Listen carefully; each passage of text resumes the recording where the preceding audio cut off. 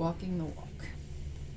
If our relationship to a power greater than ourselves is to be of any use to us, it must be honest.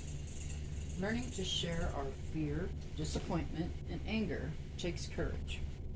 We pray in different ways. Many of us begin to talk to a higher power using formal prayers, and these can be incredibly powerful tools. I've said the same prayers every day throughout my recovery, one member said. They worked really well in the beginning, but now, 20 years later, they have a richness and meaning I could not have imagined.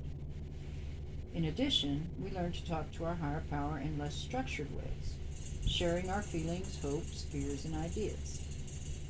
It can be important for us to remember to separate the words of a step from what people say about that step. Similarly, our relationship with a higher power, as it develops, may not adhere to the model set before us by others, and it may be very different from what we once imagined it to be.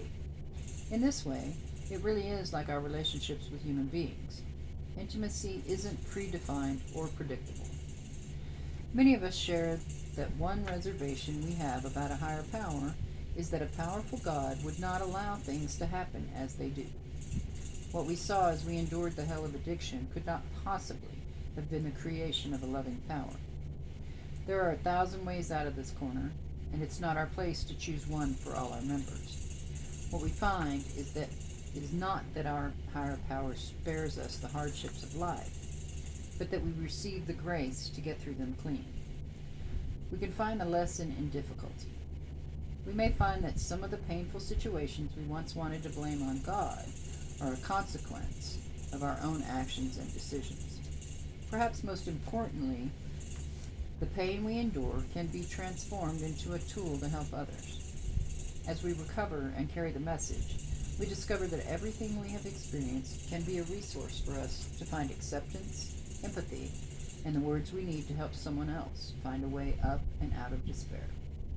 We are powerless over our addiction, but in our surrender, we become powerful tools for transformation.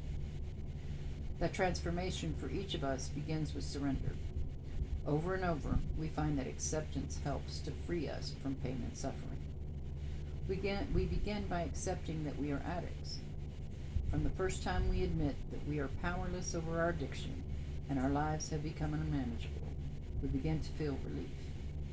And that relief is the very beginning of the gratitude that will guide us throughout our recovery.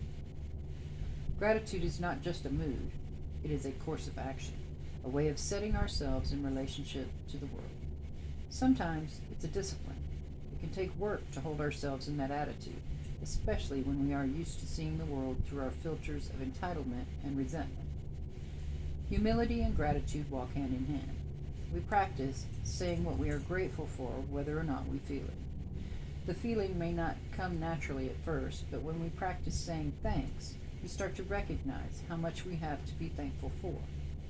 Many of us start with the fact that we're not in withdrawal today. When we start to see how fortunate we really are, our questions don't frighten us as they once did. They may not be answered right away, but as we start to see that our questions about the nature of God are much less important than the rewards we get from building the relationship, even if we don't understand it or fully believe in it. Spiritual principles seem abstract until we put them into action. Our values are the principles we adopt to guide us. They may change over time, but when we change them for convenience or to please others, we know it. We make that mistake a few times before we learn to recognize it. We may stop acting on our defects, not because it's wrong, but because it just gets too uncomfortable for us. We can't stand the way it makes us feel. Often we act on spiritual principles before we internalize them simply because we want to save our lives. In the beginning, we learn principles by acting on suggestions. As we integrate spiritual principles into our lives, they become values.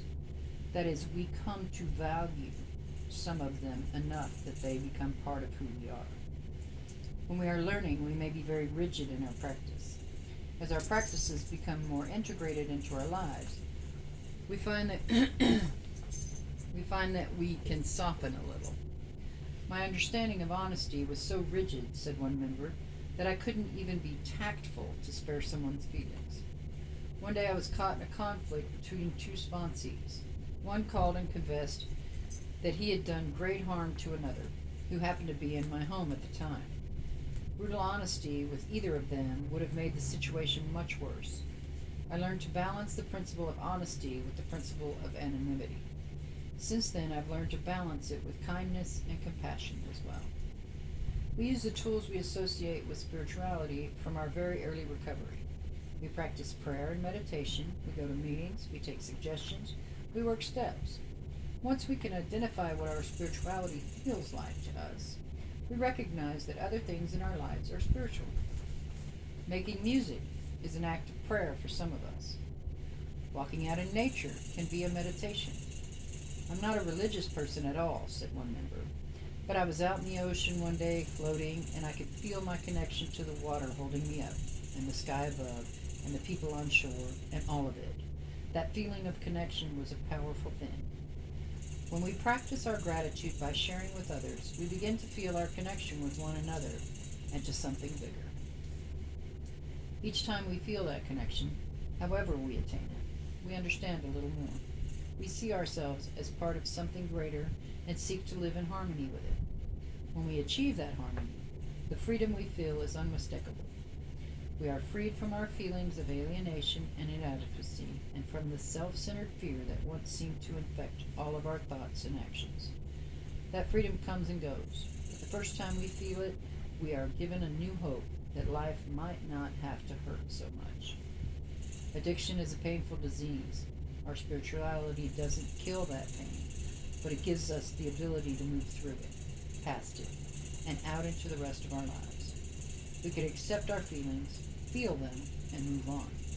We begin to trust that the pain we feel at moments in our lives will not consume us. We can start to trust ourselves to feel without fearing that our emotions will destroy us. Part of learning is making mistakes. We learn as much by missing the mark as we do by finding our target. Inventory is the process of going back over our experience to discover where we were living in harmony with our values and where we were not. If we didn't take personal inventory, pray, and meditate, we wouldn't know whether we were practicing principles in all our affairs. We wouldn't be awake to reality. The steps keep us in tune with the principles, and they keep us in tune with ourselves. As we get better at it, we can identify earlier and earlier the points at which we begin to go astray. Often it's the smallest changes that make the biggest differences in our lives. In the same way that a small change in course greatly alters the destination of ships at sea, small changes in the way we respond to life can free us from old, repetitive patterns and open us to new ways of thinking and acting. We practice with spiritual principles. We try them out, go to extremes, drop them all together, and then find which ones have become important to us. As long as we are willing, we continue to change. Our values become clear to us as we act. The principles we once practiced as an exercise, or because it was suggested, become a part of us. Things that are profoundly difficult in the beginning of our recovery become second nature to us. We may not notice this change until we fall away from our new habits for a moment. For example, it can be very hard to start going to meetings again when we have been away for a while. Formerly, a habit meeting attendance once again requires discipline. It gets easier with practice, just like it did the first time. As we get better at practicing our recovery, we fear ourselves less. We develop new skills and get used to the idea of practicing principles in new areas of our lives, even when we're scared. We come to know that pain can be a catalyst for growth, and not just a threat to our newfound equilibrium. On the other hand, we also learn that pain is not the same as growth. It must spur us to action if we want to find relief from it. We become more willing to take the action that will set us free. As our tolerance for pain starts to diminish, our need for change comes sooner.